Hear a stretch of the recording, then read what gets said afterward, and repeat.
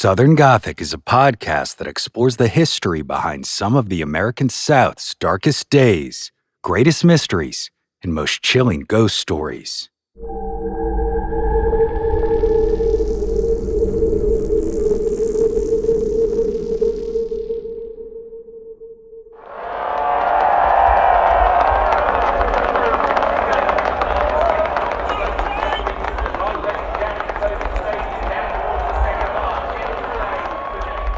They call it the most exciting 2 minutes in sports, the Kentucky Derby, a high-stakes horse race run at Churchill Downs out in Louisville.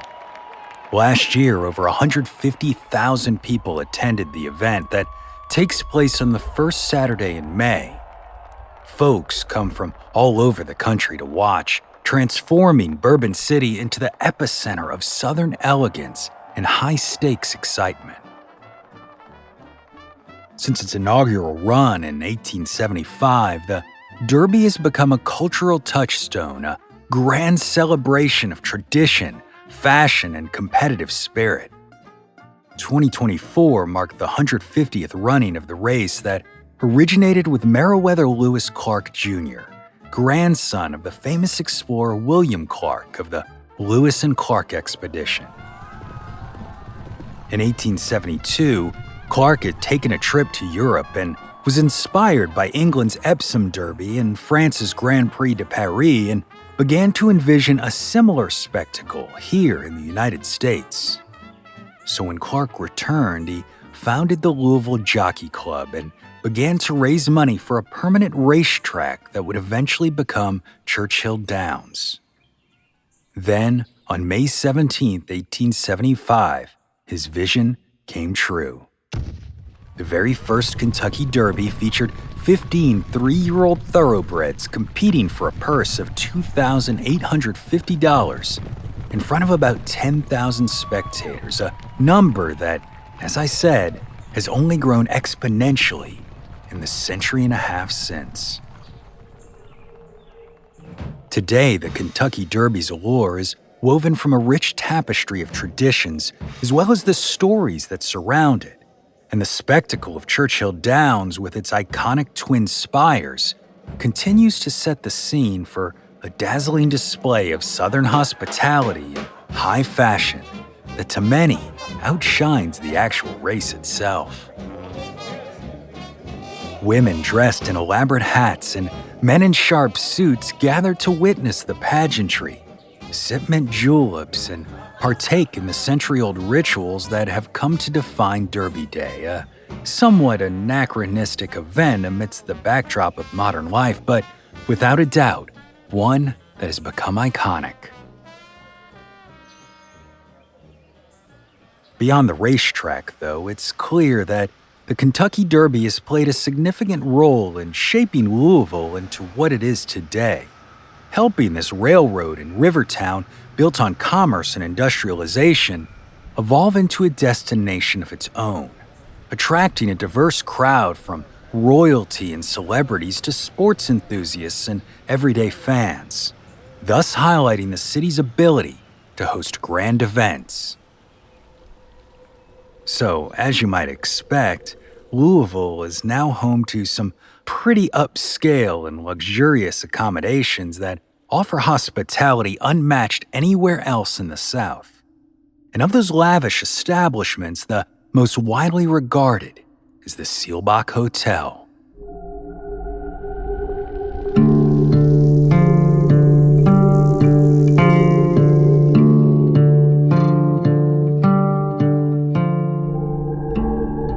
Of course, much like the Kentucky Derby, the historic and lavish Seelbach Hotel has quite the storied past. Having hosted everyone from U.S. presidents to legendary actors and actresses to notorious bootleggers and mobsters like Al Capone, it is truly a one-of-a-kind property that may or may not contain secrets that have never actually been discovered. Not to mention, some folks believe the Seelbach Hotel is home to a spirit known as the Lady in Blue.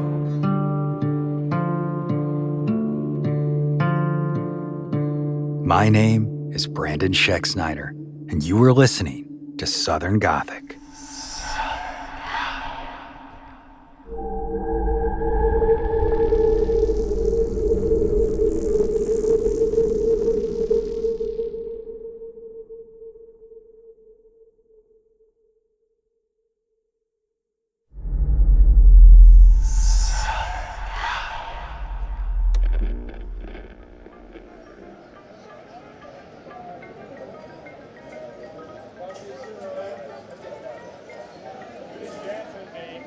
On May 1st, 1905, over 25,000 people converged on South 4th Street in Louisville, Kentucky, for a chance to get inside and see the city's latest addition, a much-anticipated 10-story architectural marvel christened the Seelbach Hotel. Stately in its beauty under the soft glow of the sunlight of the first day of May, and brilliant with electric light when darkness came, the Seelbach at 4th Avenue and Walnut Street opened its doors to the public yesterday and marked an epoch in the history of Louisville's progress. The new hotel is the peer of any in the land. Some are larger and of more lavish display, but the Seelbach stands distinctive in its quiet dignity and good taste. Being of the most modern design, it has all the good qualities of the great palaces of other cities, and it is a fitting monument to the energy of Louis and Otto Seelbach, who brought it into being.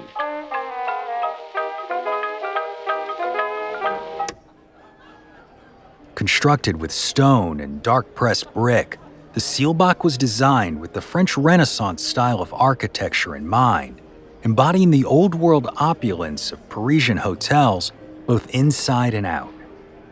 That first day, the hotel opened its doors to the public from 10 to 3, and folks had come from all over the state to take that opportunity to see what was deemed a, quote, artistic triumph for its exquisite blend of European marble with bronze imported from France and the finest hardwoods that could be found in the West Indies. Upon entering the building, 2 broad halls of white Italian marble led visitors into the breathtaking lobby, which was constructed from gray marble and treated with broad pillars rising to the molded ceiling, where a vaulted dome of 800 frosted glass panels was mounted. Imported rugs from Persia and Turkey, worth more than their weight in silver, were laid out on the marble floors, and the walls were adorned with large murals depicting the pioneer history of Kentucky, as painted by world-renowned artist Conrad Arthur Thomas. The hotel contained a total of 240 rooms, 196 of which were bedrooms, and almost every single one had its own private bath, was furnished almost entirely with solid mahogany pieces, and, of course, was adorned with fine art.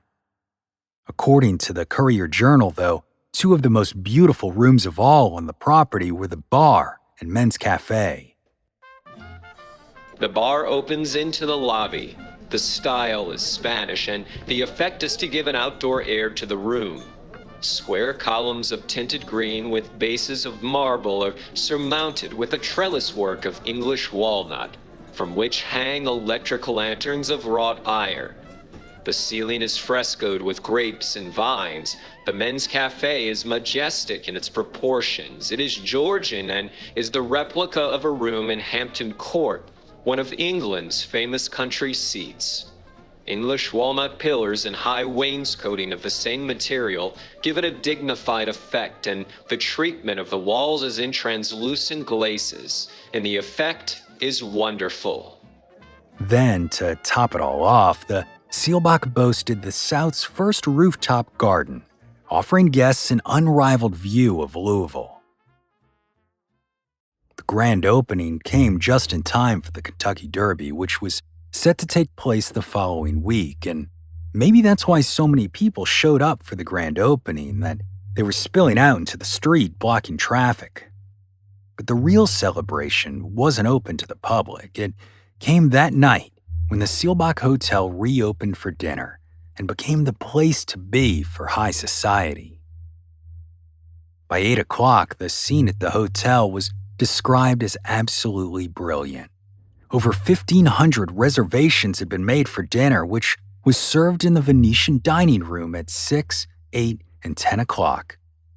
Governor Beckham was one of the first guests to arrive, with other prominent businessmen, politicians, and famous people following suit. The occasion was deemed an absolute success, and the Seelbach Hotel was lauded, quote, a triumph of modern hotel building in beauty, comfort, and convenience. So it's no wonder why the Seelbach quickly earned a nationwide reputation for its luxurious accommodations, attracting guests from all over, making it so successful that within 6 months of its completion, the board of stockholders approved the building's expansion to accommodate a total of 500 rooms. Expansion that would begin almost immediately and be completed by 1907, putting the final cost of the Seelbach at $1.4 million. Y'all, that's about $40 million today. Of course, what makes it all even more impressive is the fact that Louis Seelbach, the gentleman responsible for this now historic Louisville landmark, was a young German immigrant who arrived in New York on a ship back in 1869 with practically nothing to his name. Well, the 17-year-old decided to head down to Louisville of all places because his uncle Conrad had started a milling business there, but Louis didn't want to work for him. He was already crystal clear on what he wanted to do: make it in the hotel business. So Louis got a job at the Galt House and worked as a cook for $5 a week and began saving his money. Within 6 years, he had about $1,000 to his name, so he struck out on his own and opened a small saloon down in the Tobacco District. There, he used all of his grit and determination, combined with the lessons he had learned at the Galt House, to build the finest lunch establishment in the city. He stayed there until 1880, making money and friends and getting more experience, and then, having a stock of both, he ventured all in, opening a saloon and restaurant at 6th and Main Streets. This was then the commercial center of Louisville, and with his reputation to rely on, Louis Seelbach had no trouble in retaining his old patronage and getting additions to it. He paid more and more attention to the food he served, made a continuous hit with the people who patronized, and finally, ambition rising still higher, he took the upper part of the building he occupied and opened it under the name the Seelbach Hotel. That was in 1886. But by this point, Louis Seelbach was no longer doing it alone. His brother Otto, who had come to the country in 1878, had decided to join him in this new endeavor. Under the pair's guidance, the business that would one day become known as the Old Inn flourished, and by the turn of the century, they were running out of room to expand and clearly wanted something more. They desired to build an establishment that reflected the grandeur of some of the world-famous lodgings of Europe. So the brothers began looking for outside investors, and the Seelbach Hotel Company was born. Louis Seelbach directly oversaw the construction of their new hotel, and he hired F.M. Andrews of Dayton, Ohio, and W.J. Dodd of Louisville to serve as the architects. Louis was purportedly so driven to create the best hotel he possibly could that before a single preliminary sketch was drawn, he took them out to see every major hotel in the country to try and integrate all of their best features into his. Construction then began in December of 1903, and as I said before, the Seelbach Hotel opened its doors to much fanfare on May 1st, 1905, with the second phase following not long after on January 1st, 1907. Now, as if this grand hotel wasn't already turning heads and making a name for itself on its own, this addition also included something truly one of a kind that has only added to the mystique surrounding the historic property. It's an underground barroom that, at the time, was billed as, quote, the most beautiful an artistic piece of architecture in this country. Although, today, Atlas Obscura describes it as a, quote, spooky subterranean grotto ballroom. It's called the Rathskeller. Now, y'all, while the name might certainly invoke some strange images in your head, and if you saw a picture of it, you might not be far off, but in reality, the term Rathskeller is merely a German word for a bar or tavern in the basement of a council house, or what we would call a city hall. It was essentially just a gathering space for folks after work, but when Louis and Otto decided they were going to build one, it had to be the best. The room features a vaulted ceiling and intricate plasterwork that gives it a medieval castle-like ambiance, and it's constructed entirely out of rookwood pottery tiles, the only remaining room of its kind in the entire world. The tiles boast intricate designs and vivid colors, and the Rathskeller is illuminated by original chandeliers and wall sconces that cast a warm, inviting glow on the tiles, stained glass windows, shields, and medieval-inspired artwork, enhancing the room's ornate charm. Today, the room is only used for special events, but in many ways, its visual intrigue pales in comparison to the Rathskeller's storied past. After World War I broke out in 1914, the Seelbach turned the Rathskeller into a USO as a way to give back to the troops stationed down at Camp Taylor, just south of downtown Louisville. Well, it turns out that one of those men searching for a cocktail off base there just so happened to be F. Scott Fitzgerald, the soon-to-be author of The Great Gatsby. According to Larry Johnson, the longtime concierge and historian of the Seelbach, it was there in that Rathskeller that the 21-year-old soldier sat and watched Louisville high society operate around him, looking for inspiration and taking notes on napkins, until eventually he met the man who would help inspire one of the now all-time great American novels. On one occasion, he was sitting at the bar and in walked George Remus, who was the bootlegging king of Kentucky. And George happened to look up and saw this young guy sitting at the bar looking at him and then looking at the people.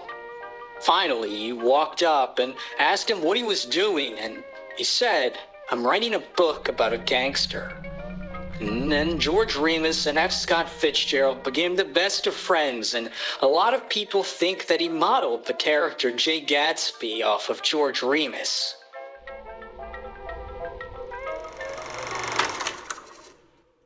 Now, did that really happen the way Johnson described?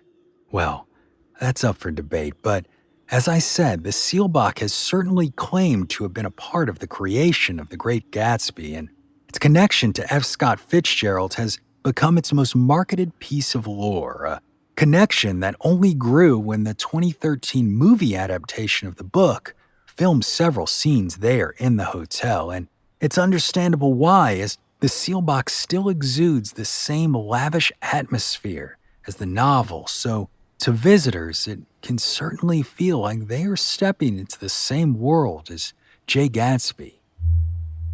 But in a recent piece for the Bitter Southerner magazine, writer Rebecca Rolfe suggests that, quote, much of the speculation about Fitzgerald's inspirations and their Seelbach connection is exactly that, speculative hindsight. She notes that there's not any actual evidence that Fitzgerald ever met George Remus. And the fact of the matter is that Fitzgerald was only at Camp Taylor for a single month, so there wasn't really as much time for the young man to have graced the halls of the Seelbach as the myth of his attachment to it would suggest. But y'all, just because the Seelbach might not have been as instrumental in the forming of The Great Gatsby as its marketing materials might want you to think, that doesn't mean its past isn't interesting, because George Remus was not the only bootlegger to enjoy his share of cocktails down in that Rathskeller, and This ain't legend. Al Capone, the most notorious gangster of them all, was also a frequent guest of the upscale Louisville establishment. And some say that to this day, there are tunnels underneath the building that were there to either help Capone escape the law or possibly skirt it altogether.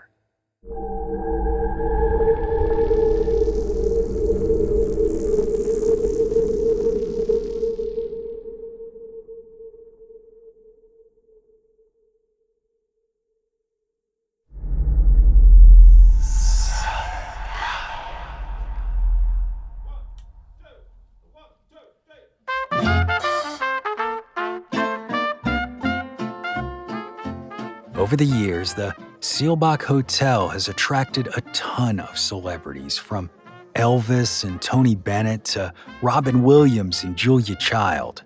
Folks from all sorts of professions and times. 8 U.S. presidents have also stayed there. Taft, Wilson, Roosevelt, Truman, Kennedy, Johnson, Carter, and Clinton. However, when most people think of the Seelbach, it's the Prohibition-era that is usually top of mind. Some of that, of course, has to do with the lore surrounding F. Scott Fitzgerald, but not all of it. You probably already know, but Louisville is situated in the heart of bourbon and whiskey country, and so during Prohibition, the Seelbach quickly became a favorite haunt for underworld kingpins and gangsters, men like Lucky Luciano, Dutch Schultz, the beer baron of the Bronx, and, of course, the most legendary outlaw of them all, Al Capone. In November of 1919, the state was the first to ban the sale and distribution of alcohol, 2 months before the Volstead Act took effect nationwide.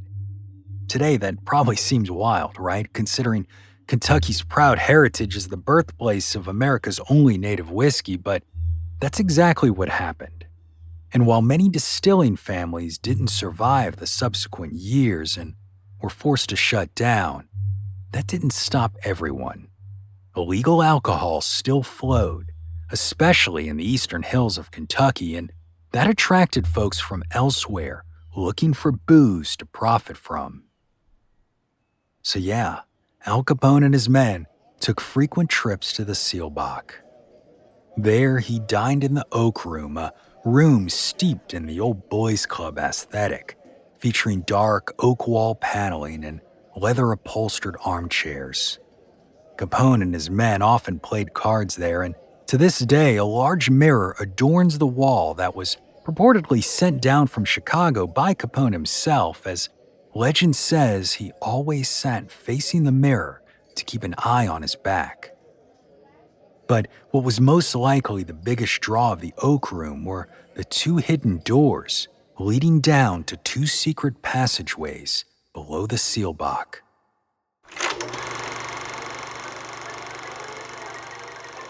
Al Capone and his friends would come to Louisville primarily because they had picked up their bourbon and moonshine in the hills of eastern Kentucky, and on their way back they would stop off in Louisville, play cards, shoot pool. They loved to gamble.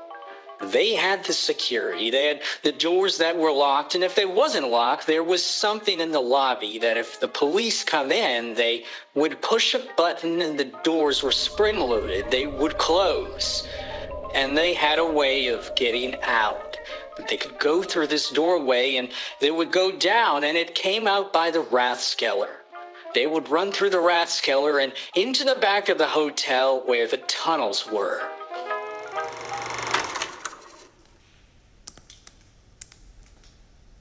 Several tunnels still exist under the Seelbach Hotel to this very day. One of them is made of brick and stretches back about 20 feet. It was originally used as a means for pipes to distribute steam heat throughout the hotel. Another stretches 60 feet and was used for water drainage and rain runoff. This one has since been sealed off, but at the time it offered easy access to neighboring buildings. However, if Capone ever had to use them in a pinch or not, we probably won't ever know, but that hasn't stopped folks from believing that he did. That being said, in 1925, Louis Seelbach passed away, and a Chicago-based businessman named Abraham M. Liebling bought the hotel for about $2.5 million.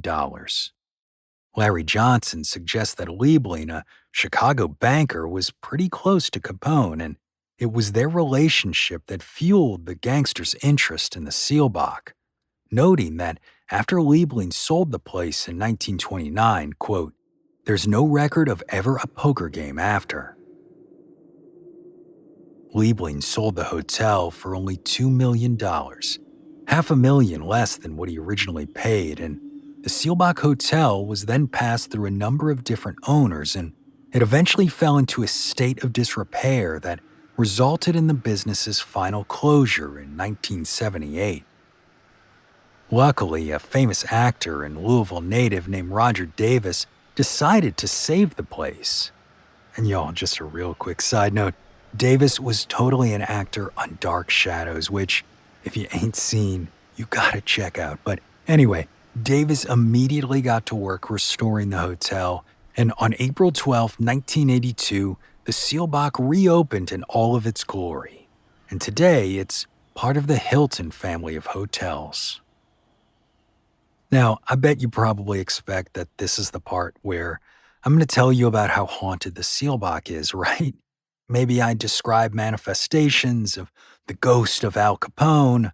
Well, no, that's not the case. And surprisingly, for such a large hotel with a storied past, there hasn't really been too many claims of the supernatural. Some disembodied voices here or there, strange shadows guests have seen out of the corner of their eye, nothing too notable. That is, except for the lady in blue.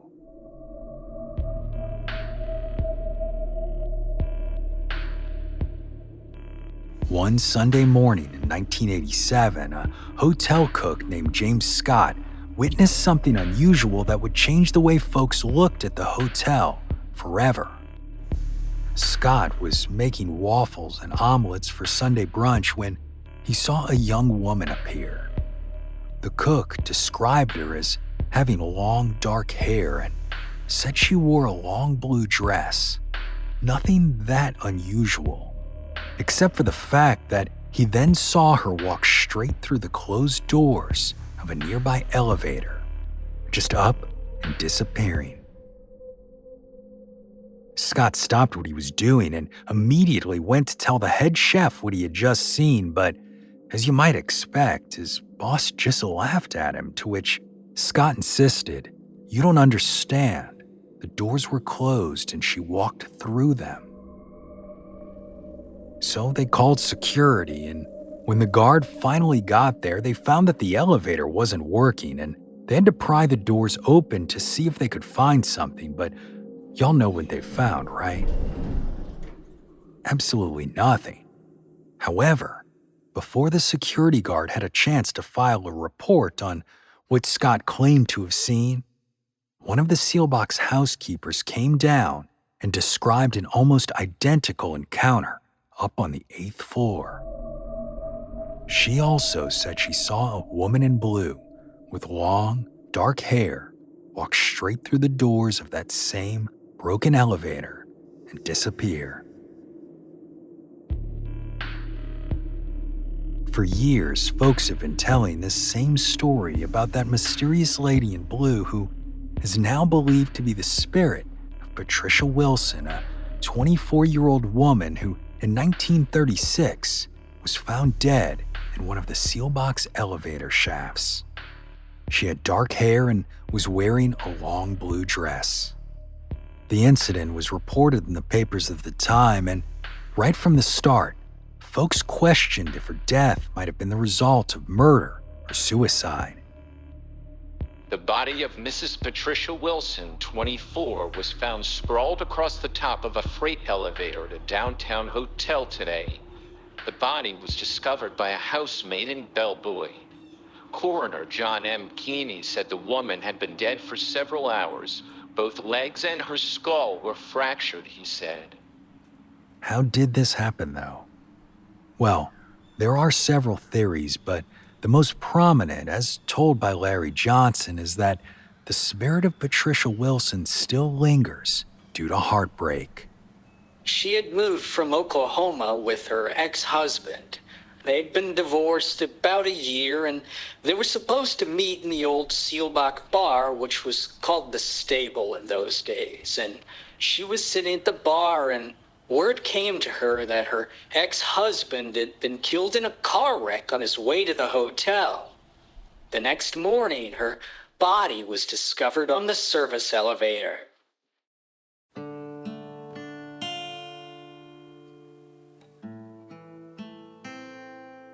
For years, this was the reason why most folks believe the spirit of Patricia Wilson still lingers on at the Seelbach Hotel. They say she threw herself down that elevator shaft while overwhelmed with grief. But if you've listened to enough Southern Gothic or heard enough ghost stories like I have, you might know that's a pretty common stereotype when it comes to the apparitions of beautiful women. We have seen all sorts of beautiful, heartbroken maidens doomed to spend eternity mourning a man all over the South, from Helen Johnstone of Mansdale, Mississippi to Alice Flagg of Pawleys Island. Y'all, this type of spirit is so common that William Faulkner, the Southern Gothic forefather himself, acknowledged it by fabricating his own story of a heartbroken ghost for Rowan Oak, his antebellum mansion down in Oxford, Mississippi. But more often than not, this is just a trope, and sometimes, as is very likely the case here at the Seelbach, just not the truth. About a decade ago, Larry Johnson himself started questioning and found something interesting while digging deeper into the tragedy. A 1955 article published in the True Detective magazine under the headline, "Bluegrass Justice for the General." The article suggested that Patricia was the victim of murder. It based this claim on a rumor that a guest up on the 8th floor had witnessed war hero and Kentucky's lieutenant governor, General Henry Denhart, fighting with Patricia in the hallway of the hotel. Supposedly, the guest said after hearing a loud noise and a woman screaming, he opened his door and saw the general sprinting toward the same elevator that Patricia Wilson's body was found at the bottom of. The theory was that Wilson was doing sex work in the hotel and the general couldn't pay her. This, however, seems awful slanderous, as there's no evidence to prove that Wilson was a sex worker in any way, shape, or form. However, there was a civil suit on behalf of her estate against Denhart based on this supposed sighting and the fact that Denhart had just been charged with the murder of his fiancée, Verna Garr Taylor. And that was a high-profile case. Folks were saying that the lieutenant governor had shot Taylor after she heard rumors about what he had done to Wilson at the Seelbach. But y'all, all of this was purely speculative. It was just rumors and buzz in the media, and by all accounts, I can't find any other sources tying Denhart to Patricia Wilson's death, which is further supported by the fact that the county coroner ruled that her death was entirely accidental. Now, does that mean her spirit isn't still lingering there at the Seelbach Hotel? No, it's not what I'm saying at all. Just that she probably wasn't murdered and isn't some heartbroken ghost. Of course, while this legend of the Lady in Blue has become a pretty popular tale, there haven't been any other reported sightings since 1987. Although, over the following years, guests have claimed to feel a presence in that infamous elevator. Some say it even feels like someone is touching their shoulder, while others claim to smell something like a lilac-smelling perfume in the air, a scent that they believe is in fact the spirit of the Lady in Blue.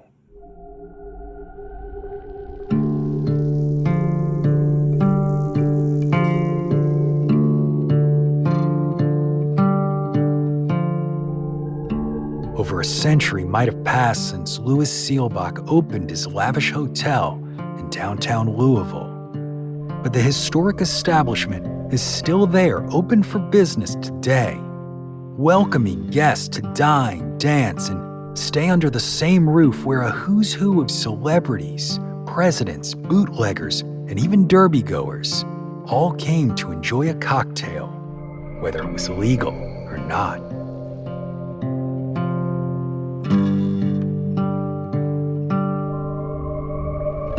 My name is Brandon Schexnayder, and you are listening to Southern Gothic.